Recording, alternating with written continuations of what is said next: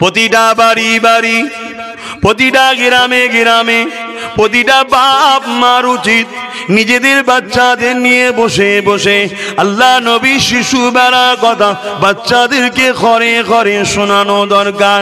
কেননা আল্লাহ নবীর সাহাবী হযরত আব্বাস রাদিয়াল্লাহু তাআলা আনতে রয়াত আছে, মুহাল্লায়, বাড়িতে, গ্রামে, শহরে, নগরে যে জায়গাতে আমার নবীর শিশু বেলার আলোচনা হবে ওই জায়গাতে আল্লাহর রহমতের ফেরেশতা হাজির হয়ে যায়। তাই প্রতিটা বাপকে বলে যায় বাচ্চাদের নিয়ে বাড়ি বাড়ি মিলাদ আলোচনা করুন, নবী পাকের ছোটবেলার আলোচনা করুন, আল্লাহ নবীর আগমনের আলোচনা করুন, আল্লাহ নবী কিভাবে এসেছেন আলোচনা করুন, প্রতিটা পাড়ায় পাড়ায় মসজিদে মুহাল্লায় করুন।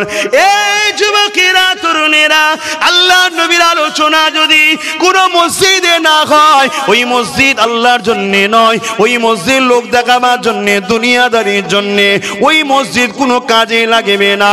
কারণ এই জমিনের উপরে যে জায়গাতে রাসূলুল্লাহর আলোচনা হবে ওই জায়গাতে রহমতে ফেরেশতা আসবে। এই প্রতিটা বাপকে বলে দিয়ে যায়, প্রতিটা মসজিদ কমিটিকে বলে দিয়ে যায়, প্রতিটা বাড়ি বাড়ি মুহাল্লা ইমাম মক্তবে বলে দিয়ে যায় আল্লাহ নবী শিশু বেলার আলোচনা করুন। কি আলোচনা করবে? আম্মা আমিনা যা বলেছে, এ দুনিয়ার মানুষ দুনিয়ায় যখন কোনো বাচ্চা হয় তাদের মায়েদের অন্য মহিলার হেল্প লাগে। আমি আমিনা ঘরের মধ্যে একা রয়েছি, আমার কোনো সাথী ছিল না, কেউ মহিলা ছিল না। আমি চিন্তিত হতে লাগলাম, কিছুক্ষণ পরে দেখলাম আমার ঘরে সুন্দরী সুন্দরী দুটো নমরি চলে এসেছে। আমি জিজ্ঞাসা করতে লাগলাম, মেয়েরা তোমরা কারা? তারা বলতে লেগেছে, আমিনা আপনার সেবার জন্য আল্লাহ পাঠিয়েছে, আমরা হলাম আল্লাহর জান্নাতি হো। এই আলোচনাগুলোই বাচ্চাদেরকে শোনান। প্রত্যেকটা বাপের উচিত, প্রত্যেকটা মায়ের উচিত আপনার বাচ্চাকে নবীর গোলাম বানান। হযরত আবু হুরায়রা যখন রাসূলকে মেনেছিলেন, আবু হুরায়রা আম্মা তখন রাসূলকে মানেনে। একদিন জিজ্ঞেস করেছে, তুমি রোজ কোথায় যাওগা? হযরত আবু হুরায়রা, রাসূল বলেছেন মিথ্যা কথা বলা গুনার মা, মিথ্যা বলা যাবে না, তাই বলেছেন আমি মুহাম্মদ রাসূলের কাছে যাই। মা তখন বলল তুমি মুহাম্মাদের কাছে যাবে না, নাউজুবিল্লাহ, যাবে না। কিন্তু আবু হুরায়রা পরের দিন আবার চলে গেছে রাসূলের কাছে। পরের দিন যেই এসেছে মা বলছে, এই তোমাকে মানা করেছিলাম, তুমি কোথায় গিয়েছিলে আজকে? আমি রাসূলের কাছে গিয়েছিলাম। তোমাকে তো মানা করেছি, তুমি গেলে কেন? আমি তোমাকে আরো একবার ওয়ার্নিং দিচ্ছি, কাল থেকে মুহাম্মাদের কাছে যাবে না। আজও কিছু লোক আপনাদের ঘরে বলে যে মুহাম্মাদের গোলামদের কাছে যাবে না, বলে না? বলে না? সমাজে এরকম আলোচনা হয় না? হয় না? হ্যাঁ, দেখবেন মুনাফিকদের কাছে যেতে বলে, মুনাফিক বক্তা মুনাফিকের কাছে যেতে বলে, যারা রাসূলুল্লাহর হয়ে হকের কথা বলে তাদের কাছে দেখবেন বলে বলে ওখানে যাবি না, বলে না? বলে না? এটা সরাসরি দেবেন। আর এ যুগ যুগ ধরে চলবে, যুগ যুগ ধরে। এটাই তো পরীক্ষা, এটাই তো পরীক্ষা। আবু হুরায়রার পরীক্ষা হয়েছে, আপনার হবে না? আবু হুরায়রা কে তার মা বলছে, 3 দিনের দিনে আবু হুরায়রার মা রেগে গিয়ে বলছে, শোনো, তুমি যদি মুহাম্মাদের কাছে যাও তাহলে তোমাকে মাকে ছাড়তে হবে। কত বড় পরীক্ষা, বুঝতে পারছেন? আজও কয়েকটা ছেলে এরকমও কথা শোনা যায় যে আপনার সাথে মিশলে আমার বাড়িতে বলেছে ঘরে থাকতে দেওয়া হবে না। আমি একটাই কথা বলেছি, বাবা তুই আমার কাছে আসতে হবে না, কিন্তু রসুলকে ধরে রাখবি, নবীকে ধরে রাখবি, নবীর দিনকে ধরে রাখবি। যদি তোর বাড়িওয়ালারা কোনোদিন বলে রসুলের কথা মানা যাবে না, আমি তোকে সাক্ষী শিক্ষা দিচ্ছি, বাপ মা ছেড়ে দিবি, তোর রসুল ছাড়বি না। জোরে বলুন সুবহান। এটা কিন্তু মনে রাখবেন, হুজুর আগে নাও হতে পারে, কিন্তু বাপ মার আগে রসুলুল্লাহ। কথা মাথায় ঢুকছে তো নাকি গো? হ্যাঁ, ওই জায়গায় কম্প্রোমাইজ চলবে না বাপ। কি গো, আলোচনা ভুল হয়ে যাচ্ছে নাকি? বাপ মারও তো উচিত বাচ্চাকে নবীর গোলাম বানানো। সেখানে নবীর গোলাম না বানিয়ে দুনিয়ার জালিমদের পিছনে যায় যখন বাচ্চা রোকো না। দুনিয়ায় যারা শরাব খাওয়ায় তাদের কাছে যখন যায় বাচ্চাকে রোকো না। দুনিয়ায় যারা চোর, বদমাই, লম্পট তাদের সঙ্গে তোমার বাচ্চা যখন মেশে তাদের বেলায় রোকো না। আর মোস্তফার ঘরের ছেলেরা যারা নামাজের কথা বলে, রোজার কথা বলে, হজের কথা বলে, হকের কথা বলে, পাশাপাশি অধিকারেরও কথা বলে, তখন তোমরা কেন রোকো? জেনে রেখে দিও, জবাব কিন্তু আল্লাহর কাছে দিতে হবে, আল্লাহর কাছে দিতে হবে। আল্লাহ হেদায়েত করুক, প্রতিটা বাড়িতে মিল মোহাব্বতের সঙ্গে নবীর পক্ষে থাকার, ইসলামের পক্ষে থাকে, আহলে রসুলদের পক্ষে থাকার তৌফিক আল্লাহ দান করুক, বলুন আল্লাহুম্মা আমিন। তো ভাইয়ের আমার যে কথা বলছিলাম, আবু হুরায়রার মা বললেন কি, তুমি মুহাম্মাদের কাছে যাও, তাহলে আর আমার কাছে আসতে হবে, আমাকে যদি চাও মুহাম্মাদকে ছাড়তে হবে। আবু হুরায়রার চোখ দিয়ে পানি। রাত কেটে গেল, সকাল হয়েছে, মা ঘরে এসে দেখে আবু হুরায়রা নাই, চলে গেছে রাসূলের কাছে। জোরে বলুন, আরো জোরে বলবেন না? হযরত আবু বকর সিদ্দিক যখন মক্কা জালিমরা মেরেছিল, মক্কার শাসকেরা মেরেছিল, মক্কার হুকুমত তখন যারা ছিল মেরেছিল, যাদের হাতে ক্ষমতা ছিল, আবু বকর সিদ্দিককে যখন মেরেছিল, আল্লাহ নবী, নূর নবী, দয়া নবীর হাতে সবে একজনই হাত দিয়েছে। আবু বকর তিনার মায়ের কোলে রয়েছে। অনেক বড় কথা, মূল জায়গা বলি। আল্লাহ নবী সাহাবী অজ্ঞান হয়ে পড়ে রয়েছে। আল্লাহ নবী সাহাবীর উপরে জুলুম অত্যাচার হয়েছে। কেন জুলুম হয়েছে? মুহাম্মদ রাসূলের সাথ দিয়েছিল বলে, আমার নবী পাকের পাশে দাঁড়িয়েছিল বলে, নবীকে রাসূল বলে মেনে নিয়েছিল বলে, নবীকে হক সত্যবাদী বলে মেনেছিল বলে, এই জন্য আবু বকরকে এত মেরেছিল। আমার আবু বকর অজ্ঞান চৈতন্য হয়ে যায়। তামিল গোত্রের মানুষেরা হযরত আবু বকরকে তুলে নিয়ে এসে মায়ের কাছে খড়ে দিয়ে দিয়েছে। মায়ের কোলেতে মাথা রেখে আবু বকর অজ্ঞান চৈতন্য হয়ে পড়ে আছে। এত মার মেরেছিল, আবু বকরের শরীরে রক্ত ঝরছিল। আল্লাহ নবী সাহাবী আবু বকরের রক্ত ক্ষত গুণতে বালি পাথর গুনাও জমেছিল। মা সেগুলোকে পরিষ্কার করে আর কাঁদে। মায়ের জান বড় ব্যথা লেগেছে, বাচ্চাকে মেরেছে। ঠিক এমনই সময় আবু বকর যখন চোখটা খুলে হুঁশটা ফিরে আসে, সঙ্গে সঙ্গে জবানে কি বলেছিলে, আম্মা জান, আমার নবী কোথায় আছে, কেমন আছে? ওই সময় মা আবু বকরের মুখে হাত দিয়ে কথাটাকে চেপে দিল। এ বাবা, নবীর নাম লিস না বাবা। যে মুহাম্মাদের কথা বলার জন্য, যে মুহাম্মাদের পাশে দাঁড়ানোর জন্য, যে মুহাম্মাদের কাছে যাওয়ার জন্য বাবারে তোকে এত মারা মেরেছে, তুই তো মারাই যেতি বাবা। আল্লাহ দয়া করে তোকে ফিরিয়ে দিয়েছে বাবা। সেই মুহাম্মাদের নাম তুই আর নিস না বাবা। আবু বকর আদবের সাথে মায়ের হাতটাকে সরিয়ে দিয়ে বলেছিল, মা, আমি রাসূল ছাড়া এমনি মারা যাব, মাছ পানি ছাড়া তবুও বেঁচে থাকতে পারে, আমি আবু বকর নবী ছাড়া বাঁচব না। আরো জোরে বলুন সুবহান আল্লাহ, আল্লাহ।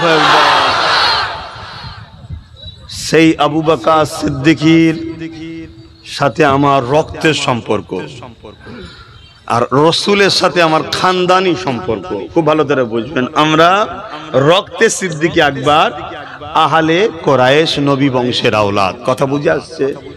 অতএব বাপ, যতই চেষ্টা করো, নিয়ে যেখানেই যাবে রসুল রসুলই করব, যতদিন থাকবো ইনশাল্লাহ রসুল রসুলই করব। কেন আমাদের খুন শহীদ হয়ে যাবার পর যে খুন বেরোবে, খুন থেকেও নবী নবী আওয়াজ হবে ইনশাআল্লাহ। এরকম প্রেম তৈরি করো রসুলের সাথে, এরকম প্রেম তৈরি করো। পৃথিবীতে বড় বড় জালিম স্বৈরাচারী শাসক তোমাদের রসুলের গোলামদের কিছু করতে পারেনি। কিছুক্ষণের জন্য আল্লাহ একটু পরীক্ষা নিয়েছে ঠিকই, কিন্তু তারা মিটে গেছে, নবীর গোলামরা আজও জিন্দা আছে। জোরে বলুন সুবহানাল্লাহ। আপনি খেয়াল করে দেখুন, পৃথ্বীরাজ চৌহান ভারতবর্ষে আমার গরিবের নামাজকে মিটাতে চেয়েছিল। পৃথ্বীরাজ চৌহান মিটে গেছে, তার বংশের আওলাদ নসল কোনো খুঁজে পাওয়া যায়? এই জোরে বলেন। কিন্তু আমার গরিবের নওয়াজের বাচ্চা বাচ্চা, ছোট বড় সবাই বলে আমি গরিবের নওয়াজের গোলাম। জোরে বলুন সুবহানাল্লাহ। কেন? গরিবে নওয়াজ রাসূলুল্লাহর সঙ্গে প্রেমের সম্পর্ক, আদবের সম্পর্ক করেছে, নিজেকে নবীর কাছে বিক্রি করেছে। দুনিয়া তোমায় দাম দিচ্ছে না, দুনিয়া তোমার মূল্য দিচ্ছে না, দুনিয়া তোমায় গুরুত্ব দেয় না, দুনিয়া সবাই তোমাকে ঠকায়, দুনিয়া সবাই তোমাকে লাঞ্ছিত করে, বঞ্চিত করে। শুনে রেখে দাও, একবার মুস্তাফার গোলাম হয়ে দেখো, একবার গোলাম হয়ে দেখো, তোমাকে আল্লাহ এত দাম বাড়াবে তোমার মূল্য কেউ দিতে পারবে না। জোরে বলুন সুবহানাল্লাহ। আমার আলোচনায় অসুবিধা হচ্ছে নাকি? আহা, কি নিয়ামত আমার নবীকে করেছে। সেই রসুলকে ভালোবাসে, সেই নবীকে প্যার করে। সমাজে আমরা দেখেছি অনেক লোক এসে বক্তব্য দেয়, তাদের নেতার কথা শোনায়, ঠিক না বেঠিক গো? আপনি আমায় নিয়ে এসছেন, আমি তো আমার নেতার কথাই শোনাবো। হ্যাঁ, আমার নেতার কথাই শোনাবো। গলিতে গলিতে বাপ মা বাচ্চাদের ঘরে নিয়ে ঘরে আল্লাহ নবী শিশু বেলার আলোচনা করুন। বাচ্চাদেরকে বলুন বাবারা শুনে রেখে দাও, আল্লাহ নবী নূহ নবী দয়া নবী আল্লাহ পাক তিনাকে আমাদের জন্য বড় নিয়ামত রহমত করে পাঠিয়েছে। আল্লাহ কোরআনের মধ্যে জানিয়েছে, কুল বিফাদলিল্লাহি ওয়া বিরহমাতি ফাবিযালিকা ফালইফরাহু। এ দুনিয়ার মানুষ আমার হাবিবকে পেয়ে, আমার রহমত ও ফজল পেয়ে তোমরা খুশি আনন্দ প্রকাশ করো। শুধু বানালে হবে না, প্রকাশ করো, জাহির করো, বেশি বেশি করে আনন্দ করো, আমার রহমত পেয়ে আনন্দ করো। আল্লাহ পাক সূরা আম্বিয়ার মধ্যে জানায়, ওয়া মা আরসালনাকা ইল্লা রাহমাতাল লিল আলামিন। আল্লাহ পাক জানিয়ে দিলেন, আমি আমার হাবিবকে তামাম আলমের জন্য রাহমাতাল লিল আলামিন করেছি। আগের আয়াতে আল্লাহ বললেন রহমত পেয়ে খুশি বানাও, নবীকে পেয়ে খুশি বানাবো। তাই তো আমরা নবীর ছোটবেলা আলোচনা করাকে বলি ঈদে মাউলুদুন নবী।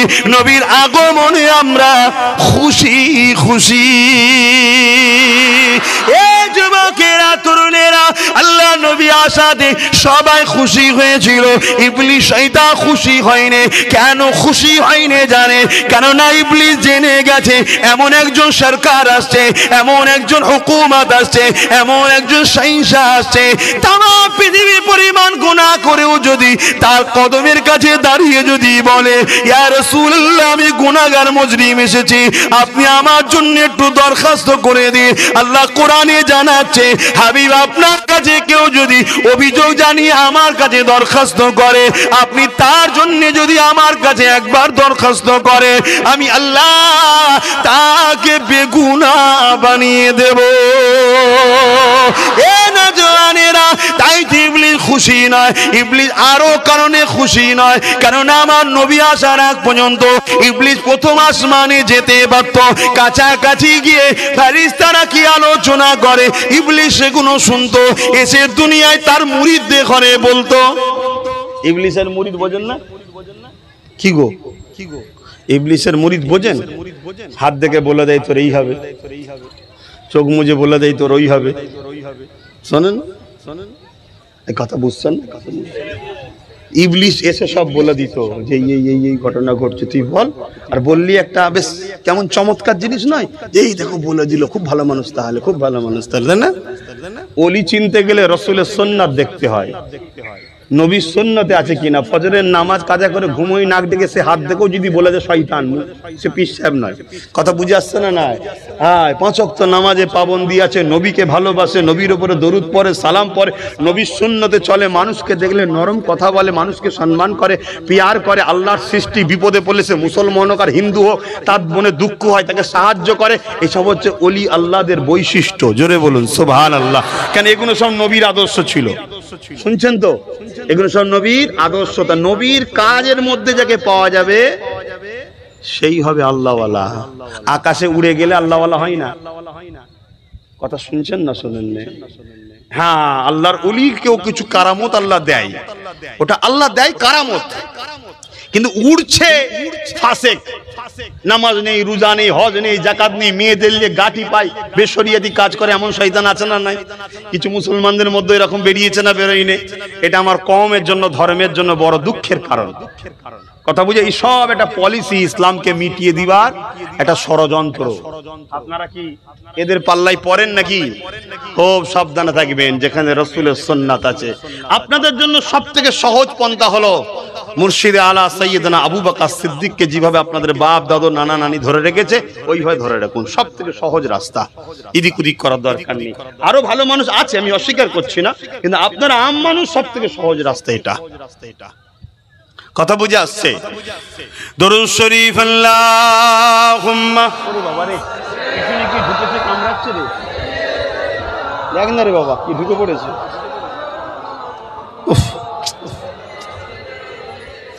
থাক ছেড়ে দাও। আল্লাহুম্মা সাল্লি আলা, তোরাও জ্বালাচ্ছি বাবা।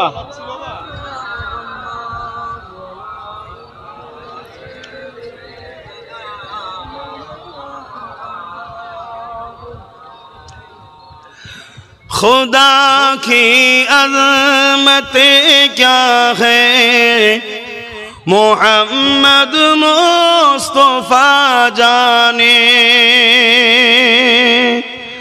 मकामे मुस्तफा क्या है, मोहम्मद का खुदा जाने।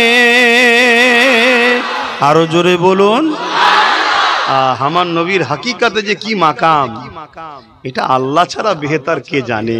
নাই বলুন তো ভাই। এক মুহূর্তের মধ্যে আরশে গেছে, আল্লাহ দেখেছে, কত কথা বলেছে, আবার ফিরে এসেছে মেরাজে। মনে আছে না নাই? এটা মানেন তো নাকি? চমকে যাচ্ছেন? হ্যাঁ, হযরতে নবী সুলাইমান আলাইহিস সালাম যখন বসেছিলেন, বলেছিলেন কে আছো বিলকিস রানীর তাকতাটাকে নিয়ে আসতে পারবে? ওকিয়া কোরআনে জানেন না? জানেন না? হ্যাঁ, সেখানে একজন আল্লাহর ওলি বসেছিলেন যে হুজুর আপনি যদি ইজাজত দেন ইনশাআল্লাহ আমি চোখের পালক পরার থেকেও কম সময়ের মধ্যে বিলকিস রানীর সিংহাসনটাকে আপনার কাছে হাজির করব। জোরে বলুন সুবহানাল্লাহ। যেটা কয়েক হাজার হাজার লক্ষ মাইল দূরে ছিল। কোরআনের কথা, কথা বুঝে আসছে না? এনেছিল না আনেনে? জোরে বলুন।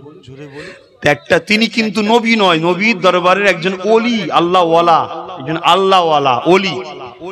ওলিদের দরজা বেশি না নবীদের? তাহলে একটা ওলি যদি পারে, আর নবী সুলাইমান নবী হতো না মুস্তাফা জানের রহমত যদি না হতো, শুনছেন না শোনেন না? তাহলে সেই নবীর জন্য এটা কোনো আশ্চর্যের বিষয়? তাহলে আমার নবীর যে কি মাকাম আল্লাহ দিয়েছে আল্লাহ ভালো জানে। কি গো পিছনের ভাইদের অসুবিধা হচ্ছে নাকি?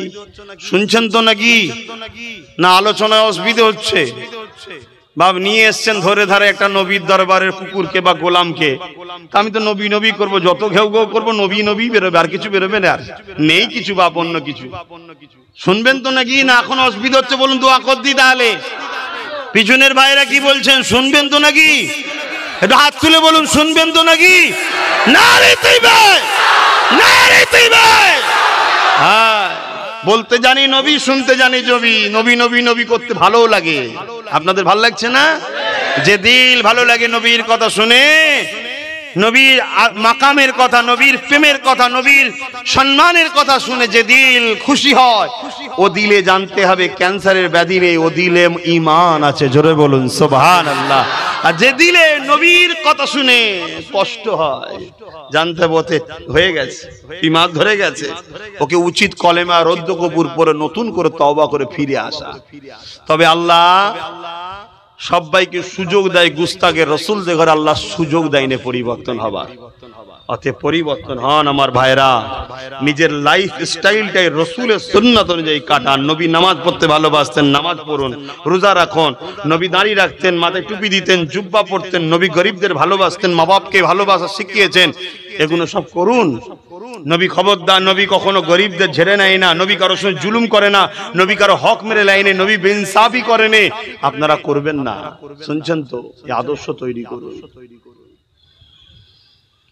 मकामे मुस्तफा क्या है, मोहम्मद का खुदा जाने, खुदा की अज़मतें क्या है, मोहम्मद मुस्तफा जाने, मकामे मुस्तफा क्या है, मोहम्मद का खुदा जाने।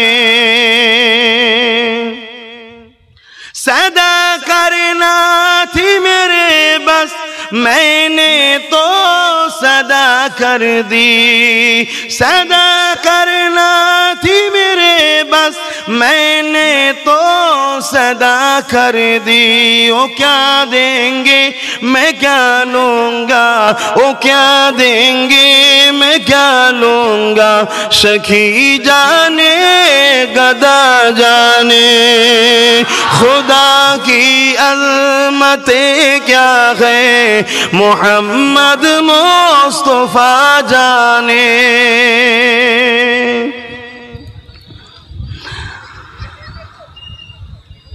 দেখেন আপনারা কয়েকজন মানুষ ইদিক উদিক করছেন কেন? আল্লাহ হাফেজ।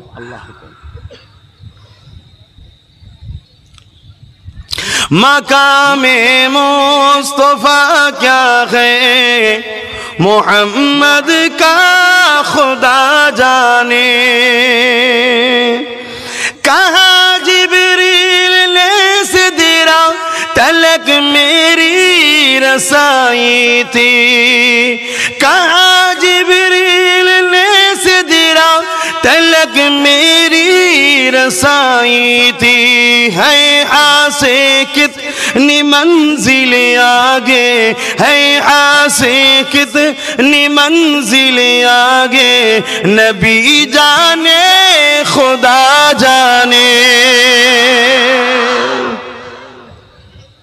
সিদরাতুল মুনতাহা থেকে আগে আরো কত মঞ্জিল আছে জিবরাইল আলাইহিস সালাম জানে? জানে না, এটা আল্লাহ জানে আর রাসূল জানে। তাহলে নবীর মাকাম বুঝতে পাচ্ছেন? হ্যাঁ, সেই নবীকে ভালোবাসুন। পুরো মিশনটাই হচ্ছে নবীর আদব প্রেমের সাথে নবীকে ফলো করা, এটার নাম ইসলাম। জোরে বলুন সুবহানাল্লাহ। আমাদেরকে তো নকল ইসলাম ধরিয়ে দেওয়া হয়েছে, নকল ধরিয়ে দেওয়া হয়েছে। হযরতে উসমান গনি, আমার নবী যখন 6 বছর পর, খুব মন দিয়ে শুনুন, 6 বছর পর নবী হজ করতে আসছেন। নবী পাক মক্কা থেকে হিজরত করে ইয়াসরিবে চলে গেছিল, জানেন তো? তৎকালীন শাসক জালিম যে ছিল, সে রাসূলুল্লাহর উপরে জুলুম করেছিল। আমার নবী পাক সাল্লাল্লাহু আলাইহি ওয়াসাল্লাম মক্কা ছেড়ে ইয়াসরিব মদিনায় চলে গেছে। 6 বছর পর হজ করতে আসছে, আল্লাহর কাবা বাইতুল্লাহকে তওয়াফ করবে। আল্লাহ নবীকে রুকে দেওয়া হয়েছে যে নমাকে হজ করতে দেওয়া হবে না। শুনছেন? কত কষ্ট বলেন তো। আল্লাহ নবী উসমান গনিকে পাঠিয়েছে, যা উসমান সলে করার জন্য, মীমাংসা করার জন্য, যে আমাদেরকে যাতে হজ করতে দেওয়া হয়। তো উসমান গনি গেছে, যাবার পরে বুঝাচ্ছে তাদের ঘরে, মক্কার মুশরিক জালিমদের ঘরে বুঝাচ্ছে, মক্কার শাসক আবু জেহেল উতবা আরো যারা আছে তৎকালীন সময়, তাদেরকে বুঝাচ্ছে, কথা বুঝে আসছে। তারা তখন একটাই কথা বললো, উসমান আমরা হজ করতে দেবো না, মুহাম্মদ সাল্লাল্লাহু আলাইহি সাল্লামকে হজ করতে দেবো না। তারপরেই কি বলছে জানেন? উসমান তুমি যখন এসে গেছো, শুনেন মন দিয়ে শোনেন, তুমি যখন এসে গেছো তুমি হজটা করে নাও, তুমি কাবা তওয়াফ করে নাও, তুমি হাজারে আসওয়াদে বুসা দিয়ে নাও, তুমি হজের কাজগুলো করে নাও। ভেবে দেখুন উসমান গনি যিনি আল্লাহকে কত ভালোবাসে, সেই উসমান গনির সামনে কাবার মাতাবে দাঁড়িয়ে কথা হচ্ছে, এবং জুলুম জালিমরা বাধাও দেবে না, বলছে করে নাও। এবং নবীও নিষেধ করেন যে উসমান আমাকে যদি ইজাজত না দেয় তুমি করবে না, এমনও নিষেধ নাই, কোরআনেও কোথায় নাই, হাদিসেও কোথায় নাই। কথা বুঝে আসছে? এরকম একটা টাইমে উসমান গনি কি উত্তর দিয়েছিল? আরে মক্কার জালিম শোন, আমি উসমান কাবার সঙ্গে আমার সম্পর্ক, নামাজের সঙ্গে আমার সম্পর্ক, সবকিছুর সঙ্গে আমার সম্পর্ক মুহাম্মদ রাসূলকে নিয়ে। জোরে বলুন সুবহানাল্লাহ। যেখানে রাসূল নেই সেখানে উসমান গনিও নেই। জোরে বলুন সুবহানাল্লাহ, আরো জোরে বলুন সুবহানাল্লাহ। সাহাবাদের থেকে ঈমান ইসলাম শিখুন, সাহাবাদের মতো মহব্বত করা শিখুন। সাহাবাদের আকীদা হলো আহলে সুন্নাত ওয়াল জামাতের আকীদা, যে আকীদা আমার মুর্শিদ কেবলা বাংলার মানুষকে শিখিয়েছে, যে আকীদা দেওবন্দীদের পীর সাহেব হাজী ইমদাদুল্লাহ মুহাজির মক্কির আকীদা। কথা বুঝে আসছে? যে আকীদা আলা হযরত আহমদ রেজা খান নবী সম্বন্ধে শিখিয়েছে, এই আকীদা তৈরি করুন। আমাদের জন্য ইমাম মুর্শিদ কেবলা মুজাদ্দিদুজ্জামান দাদা হুজুর পীর কেবলা রহমাতুল্লাহ আলাইহি, তিনি আমাদের ইমাম। আমাদের উচিত তিনাকে চোখ কান মুজে ফলো করা। তিনি যে আকীদা আমাদের ঘরে শিখিয়েছে ওটা হলো হযরত আবু বকর সিদ্দিক, হযরত ফারুক আযম, হযরত উসমান গনি, হযরত মাওলা আলী এবং সাহাবা হুজুরদের আকীদা কোরআনের ভাষায় যে দলটাকে হিজবুল্লাহ বলে, হাদিসের ভাষায় আহলে সুন্নাত ওয়াল জামাআতের আকীদা, জোরে বলুন সুবহানাল্লাহ। সেই আকীদা তৈরি করুন। বাড়ি বাড়ি আমার নবী পাকের শিশুবেলা আলোচনা করুন। এতে কি হবে? বরকত পয়দা হবে, এতে রহমত পয়দা হবে, বাড়িতে রহমত আসবে, রাসূলুল্লাহর উপরে ইশক মহব্বত বাচ্চাদের ছোটবেলাতে তৈরি হবে। কি আলোচনা করবে?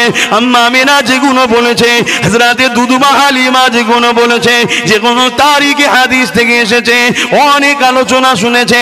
আমি আপনাদেরকে আরো কয়েকটা শুনিয়ে দিচ্ছি। এ যুবকেরা, তরুণীরা, বাপেরা, মায়েরা, বোনেরা, আম্মা আমিনা বলতে লেগেছে, দুনিয়ায় কোন নারী সন্তান হলে ওই নারীটা নাপাক হয়ে যায়, ওই নারীটা অপবিত্র হয়ে যায়, ওই নারীটা রক্ত প্রবাহিত হয়, ওই নারীর সঙ্গে বাচ্চার নারীর একটা যোগাযোগ কানেকশন থাকে, এটা বাচ্চাকে নারীর ওই পিরিয়ডের রক্তটা বাচ্চার পেটে দেয়। কিন্তু আমি আমিনা অবাক হয়ে গেলাম, আমার বাচ্চা যখন দুনিয়ায় আসলো, আমি আমিনা নাপাক হলাম না, আমার কোনো রক্ত বাহির হলো না, এবং আমার বাচ্চা সঙ্গে আমি আমিনার কোন নারীর কানেকশনও ছিল না। পবিত্র নবীকে, রহমতের নবীকে, পাক নবীকে, পবিত্র নবীকে আল্লাহ পাক ওই না পাক রক্তটা দেয়নি, দেয়নি, দেয়নি। মেডিকেল সায়েন্স বলতে লেগেছে, কারো পেটে বাচ্চা রয়েছে, ওই মায়ের যদি পিরিয়ড হতে লাগে, তার মানে ওই বাচ্চা বেঁচে নাই, মরে গেছে।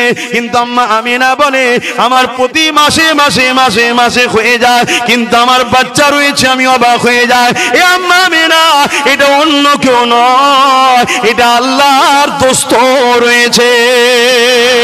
দুনিয়ার বাপেরা, মায়েরা, আপনার বাচ্চাকে আলোচনা করে করে শোনার। কি আলোচনা করবে? সাইয়্যিদুল মুরসালিন চলে এসেছে। আম্মা আমিনা বলতে লেগেছে, আমার ঝুপড়ি ঘরটা আলোয় আলোকিত হয়ে গেছে, আমার বাচ্চার শরীরের নূরের রোশনিটা শাম দেশের প্রাসাদ পর্যন্ত আলোয় আলোকিত হয়ে গেছে। আমি আমিনা তা দেখতে পেতে লেগেছি। এবং খাসাইসুল কুবরা কিতাব খোলো, যিনি তাফসীরে জালালাইন লিখেছে, তিনি লিখতে লেগেছে, মাগরিব থেকে মাশরিক পর্যন্ত আমার নবী পাকের নূরের আলোয় আলোকিত হয়ে গেছে। আর কি আলোচনা করবে? আম্মা জান আমিনা বলতে লেগেছে, হঠাৎ করে দেখলাম আমার ঘরটা কুয়াশা হয়ে গেল, অন্ধকার হয়ে গেল, ধোঁয়া আসলো না কুয়াশা আসলো। যেমন আমরা ধোঁয়াতে কুয়াশাতে পাশের মানুষকে দেখতে পাই না, এইভাবে আমার ঘরটা কুয়াশাতে ভরে গেছে। আমি আমিনা বড় চিন্তিত হয়ে গেলাম, আমার বাচ্চা মোহাম্মদকে দেখতে পেলাম না। আমার এই চিন্তিত হওয়ার পরে গায়েবী আওয়াজ আসতে লেগেছে, এ আমিনা চিন্তা করো না, রহমতের নবী দোনোজাহানের সুলতান নবীকে তামাম কায়নাত ঘুরিয়ে দেখানো হচ্ছে। আরো জোরে বলুন সুবহানাল্লাহ, তাকবীর, নারে তাকবীর।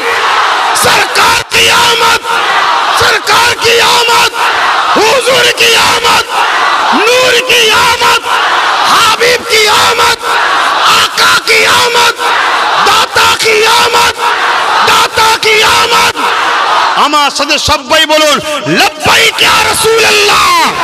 হাত তুলে তুলে বলুন লব্বাইক ইয়া রাসূলুল্লাহ, লব্বাইক ইয়া রাসূলুল্লাহ, লব্বাইক ইয়া হাবিবুল্লাহ, লব্বাইক ইয়া রাসূলুল্লাহ। নারে তাকবীর, দুরূদ শরীফ, আল্লাহুম্মা সাল্লি আলা।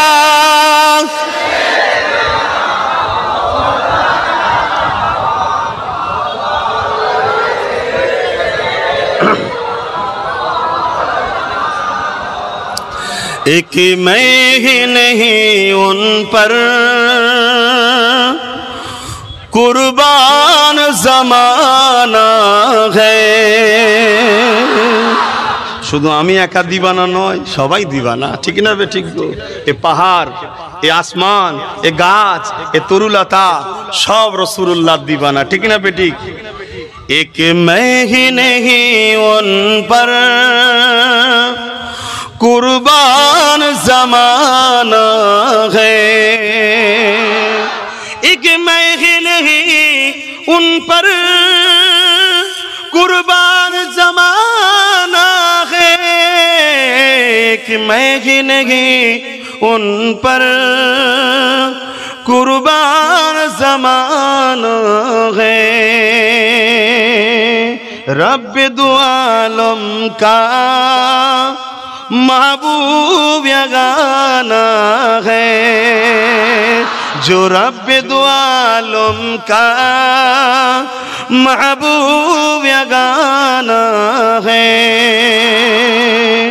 कल पुल से जिसने हमें, आवाज से बोलो किसने हमको पुल सिरात पार करेंगे, बोलून बोलून, कल पुल से जिसने हमें, किसने, जरा बोलून किसने, काल पुल से जिसने हमें खुद ही पार लगाएगा, जहरा का वो बाबा है, हसनैन का नाना है, जहरा का वो बाबा है, हसनैन का नाना है।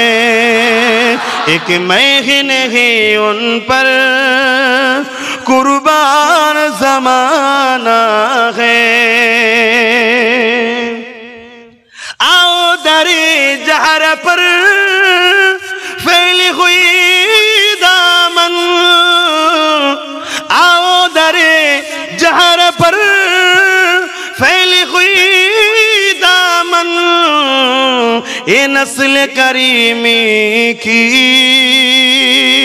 ये नस्ल करीमी की लजपा खराना है। आसो सबाई अम्मा जान खातुने জান্নাতের দরবারে আসো। কেন ইনারা বড় দয়ালু, জোরে বলুন সুবহানাল্লাহ। এই ঘর থেকে কখনো কেউ ফিরে যায় না, যায় নাকি? আম্মা জান ইতিহাস জানেন না, হাদিস জানেন না? ইমাম হাসান হোসেন অসুস্থ হয়েছিলেন, আম্মা জান নিয়ত করেছিলেন খাতুনে জান্নাত যে আমি রোজা রাখবো। ঠিক এমন সময় প্রথম দিন রোজা রেখেছে, সেহেরিতে পানি খেয়ে আর ইফতার নিয়ে বসেছে, সামান্য জবের আটা নিয়ে উঠি আর কিছু খেজুর নিয়ে। একজন মুসাফির এসে বলছে, মা আমি বড় ক্ষুধার্ত, আমায় কিছু খেতে দাও। ঘর থেকে যেই আওয়াজ উঠলো, হযরত ইমামে হাসান ইমামে হোসেন দুই বাচ্চা উঠে পড়লেন, নিজের খাবারও দিলেন, মৌলা আলী খাতুনে জান্নাতের সব খাবারটা নিলেন। সামান্য খাবার, হাফ দিলে লোকের পেট ভরবে না, এত কম নিয়ে ওই মুসাফিরকে দিয়ে দিলেন। জোরে বলুন সুবহানাল্লাহ। নিজেরা পানি পান করে ইফতারি করলেন। পরের দিন আবার রোজা রেখেছে, কারণ 3টে রোজা রাখে বলেছিল, মান্নত করেছিল আল্লাহর কাছে 3টে রোজা রাখবো। পরের দিন আবার ইফতারি করতে বসেছে, ঠিক সেম আর একজন এসে হাজির ইফতারির সময়, আবার যেটুকু ছিল আবার দিয়ে দিয়েছে। জোরে বলুন সুবহানাল্লাহ। 3 দিনের দিনে আবার মৌলা আলী খেটে সামান্য কিছু জড়ো হয়েছে, ইনকাম রুজি আল্লাহ মিলিয়েছে সামান্য, যেটা একজন বাইরের লোকের মতো দিবার নয়। হাফ দিলে বাইরের লোককে দেয়া যাবে না, তো কম, নিজেরা কম করে খাচ্ছে, ঠিক আছে, তা সবটাই দিয়ে দে, তা দিতে গেছে, সেটাও 3 দিনের দিনেও দিয়ে দিয়েছে। জোরে বলুন সুবহানাল্লাহ। খানদানটা হলো বড় দয়ালু, বড় করিম। জোরে বলুন সুবহানাল্লাহ।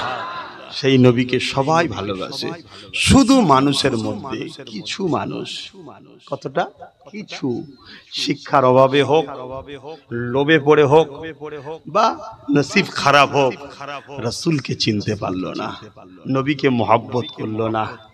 তারা বলে ঈদ তো দুটো, ঈদ আবার 3টে কোথা থেকে এলো? জুম্মার দিনটাও ঈদের দিন, আপনারা জানেন? বিশ্বে কিয়ামত পর্যন্ত এই জুম্মার দিনটা ঈদের দিন ঘোষণা হয়ে গেছে, আল্লাহ ঘোষণা করে দিয়েছে। কেন? এই দিনটাতে আব্বাজান আদম আলাইহিমুস সালাম এসেছে। জোরে বলুন সুবহানাল্লাহ। প্রতি সপ্তাহে বাপের দিন, ঈদের দিন পালন হয়, প্রতি সপ্তাহে। আর যিনি না হলে আদম সফিউল্লাহ দুয়াও কবুল হতো না। কি গো হতো? 300 বছর কেঁদেছে, লাস্টে মুহাম্মদ রসুলকে যখন ধরেছে, আব্বাকে মাফ করে দিয়েছে আল্লাহ। জোরে বলুন সুবহানাল্লাহ।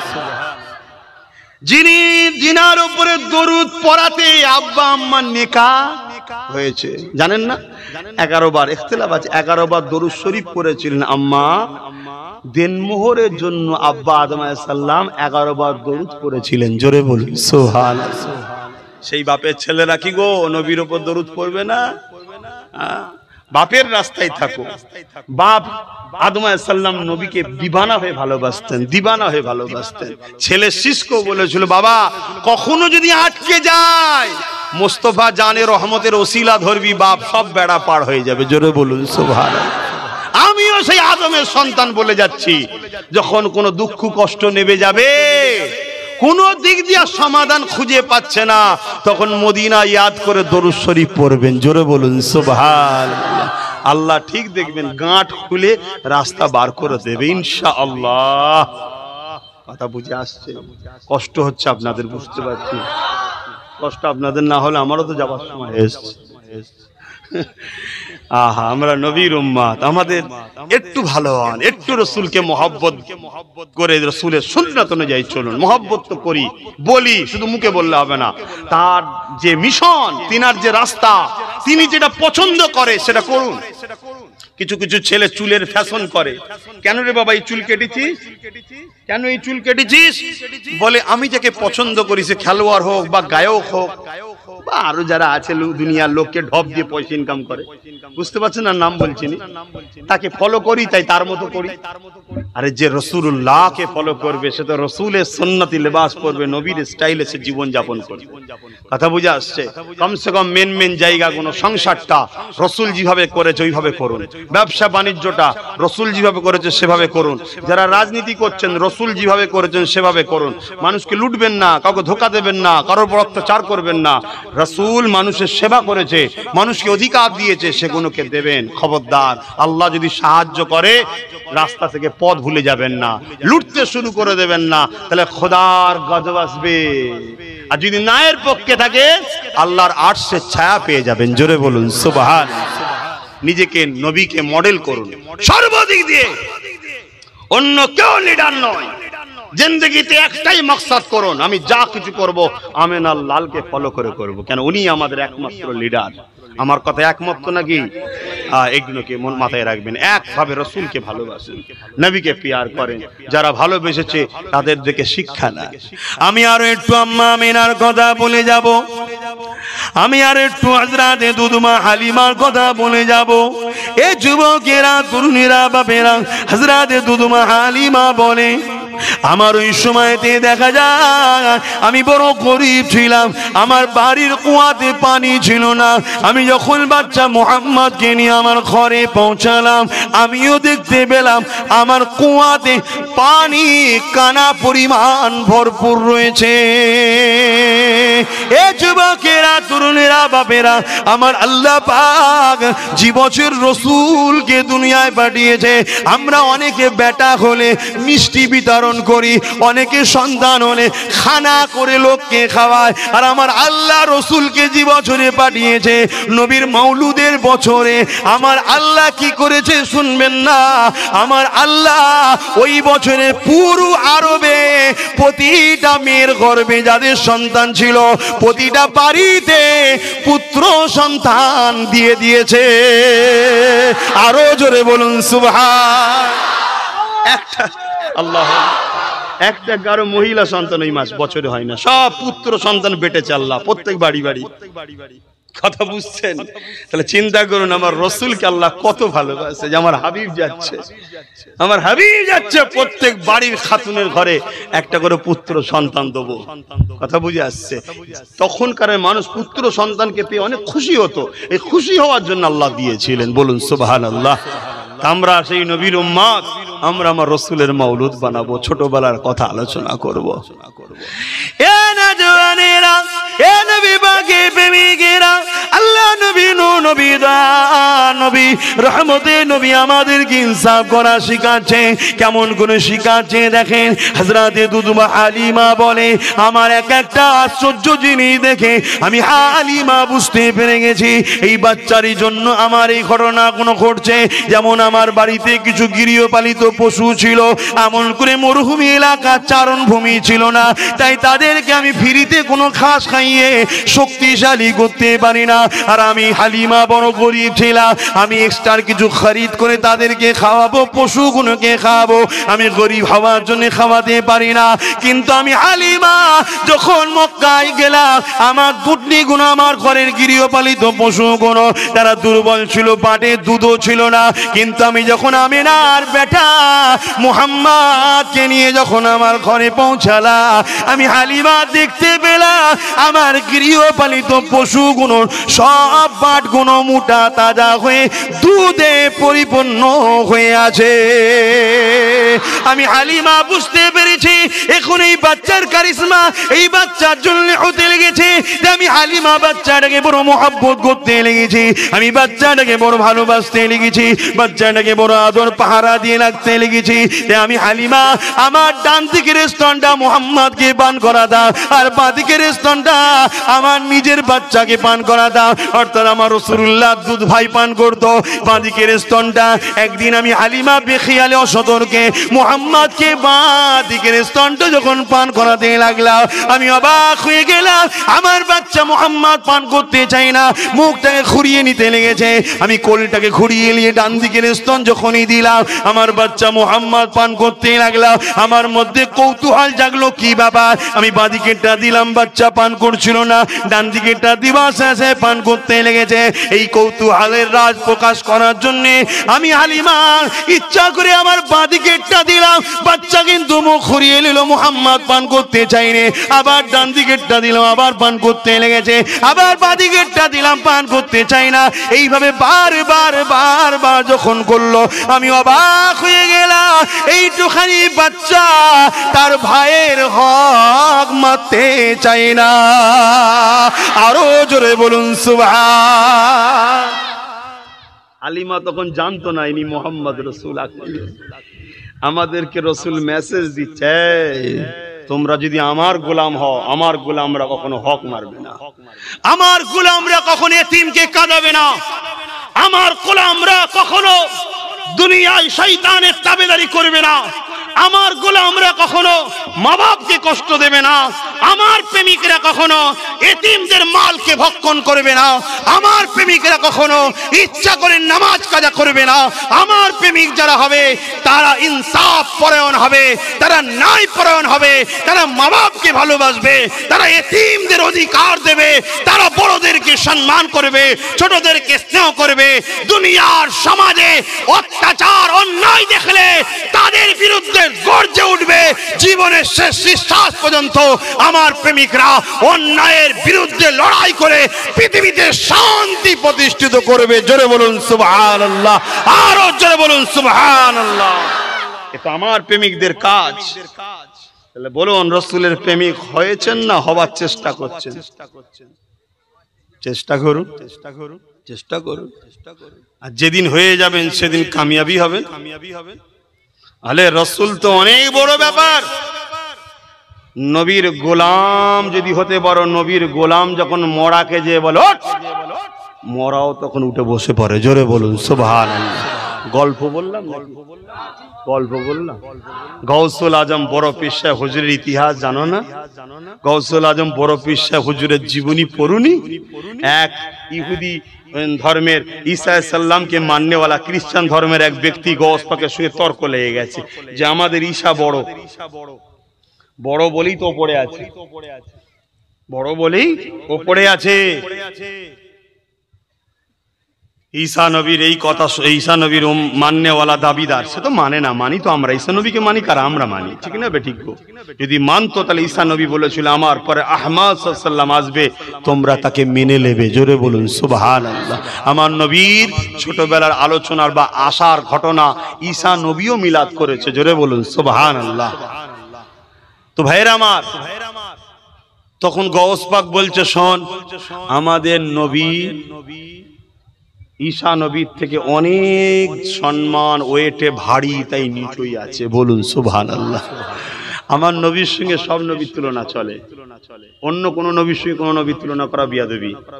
আমার নবীর সঙ্গে চলবে কেন? আমার নবী হলেন সমস্ত নবীদের নবী। জোরে বলুন সুবহানাল্লাহ। আপনারা কি কষ্ট হচ্ছে নাকি? আমার মনে হচ্ছে কিছু মানুষের কষ্ট হচ্ছে। হযরতে ঈসা আলাইহিস সালাম এইভাবে যখন একটার পর একটা তার মাননেওয়ালাটা এইভাবে বলছে, তখন সে বলছে, শোনো আমাদের ঈসা নবী মরা মানুষের কাছে গিয়ে বলতো ওঠো, সঙ্গে সঙ্গে মরা মানুষ জিন্দা হয়ে যেত। বলুন সুবহানাল্লাহ। সত্যি আল্লাহ তেনাকে মুজিজার ক্ষমতা দিয়েছিলেন, ওঠো জিন্দা হতো। হযরতে গাউস পাক তখন বলতে লেগেছে, আরে